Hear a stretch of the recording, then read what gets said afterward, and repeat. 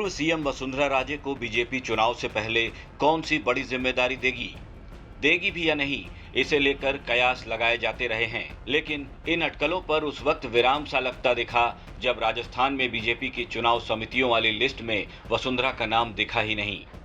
केंद्रीय मंत्री मेघवाल को मैनिफेस्टो की कमान, इलेक्शन मैनेजमेंट की जिम्मेदारी नारायण पंचारिया को दी गई। लिस्ट सामने आते ही चुनाव को लेकर सरगर्मियां तेज हो गईं।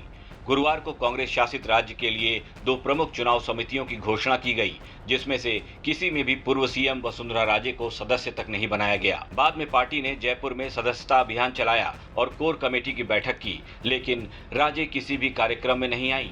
हालांकि वसुंधरा राजे के अलावा पूर्व प्रदेश अध्यक्ष और उपनेता प्रतिपक्ष सतीश पूनिया, नेता प्रतिपक्ष राजेंद्र सिंह राठौड़ और केंद्रीय मंत्री गजेंद्र सिंह शेखावत दोनों समितियों का हिस्सा नहीं हैं।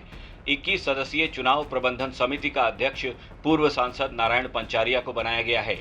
केंद्रीय मंत्री अर्जुन राम मेघवाल चुनाव घोषणा पत्र पैनल का नेतृत्व करेंगे, जिसे प्रदेश संकल्प पत्र समिति कहा जाएगा। अब कयास लगाए जा रहे हैं कि साल के अंत में होने वाले विधानसभा चुनाव से पहले आने वाले हफ्तों में राज्य के लिए एक तीसरे पैनल चुनाव अभियान समिति की घोषणा की जाएगी। राजे को चुनावी पैनल में शामिल न किए जाने के बारे में पूछे जाने पर बीजेपी के प्रदेश प्रभारी अरुण सिंह ने कहा कि वो चुनाव में प्रचार करेंगी।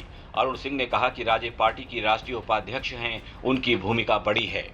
वो 2 बार राज्य की मुख्यमंत्री रह चुकी हैं, लिहाजा वो चुनाव में प्रचार करेंगी। हम सभी उनका सम्मान करते हैं। ऐसा अक्सर देखा गया है कि जब भी बीजेपी की कोई घोषणा होती है या फिर मोदी का कार्यक्रम, तो वसुंधरा राजे ट्वीट पर ट्वीट करते हुए अपनी ओर से बधाइयां देती रही हैं। लेकिन पिछले 24 घंटे से ज्यादा का वक्त गुजर चुका है। राजे के ट्विटर हैंडल से बधाई संदेश वाली एक भी पोस्ट का जारी न होना कहीं न कहीं उनकी नाराजगी को जाहिर कर रहा है। वसुंधरा राजे ने अपना आखिरी ट्वीट पानी की समस्या को लेकर किया था, जिसमें राजे ने लिखा था कि ये सर्वविदित है कि फसलों के पकाव के समय पानी की ज्यादा जरूरत होती है। ऐसे वक्त में गंग नहर में पानी की आवक रोक देना हमारे किसान भाइयों के साथ घोर अन्याय है। गंग नहर परियोजना विकास के लिए केंद्र सरकार ने हाल ही में 20.52 करोड़ रुपए की राशि भी जारी की है, लेकिन राजस्थान सरकार किसानों को सिंचाई के लिए जलापूर्ति करने में पूरी तरह से विफल साबित हुई है। कांग्रेस सरकार को राजनीति से ऊपर उठकर किसान हितों की रक्षा के लिए आगे आना चाहिए। इसके बाद वसुंधरा का कोई ट्वीट न आना ये बता रहा है कि महारानी पार्टी से कितनी खफा हैं। पूर्व सीएम वसुंधरा राजे बीजेपी के विशेष सदस्यता अभियान की लॉन्चिंग में भी मौजूद नहीं रहीं। इस सदस्यता अभियान को कोर कमेटी के सदस्यों को लॉन्च करना था और पूर्व CM Vasundhara Raje core committee की सदस्य भी हैं, लेकिन वो कार्यक्रम में नहीं आई। वसुंधरा के नहीं आने पर बीजेपी प्रदेश अध्यक्ष सीपी जोशी को सफाई भी देनी पड़ी। राजस्थान जीतने के लिए बीजेपी ने चारों दिशाओं में परिवर्तन यात्रा निकालने का प्लान बनाया है।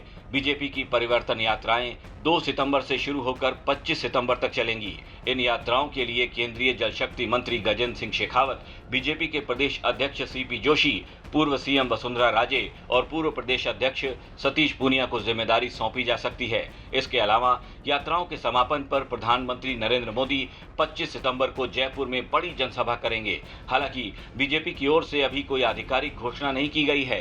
राजस्थान बीजेपी में फिलहाल जो हुआ उससे राजे के समर्थक भी निराश हैं और नाराज भी।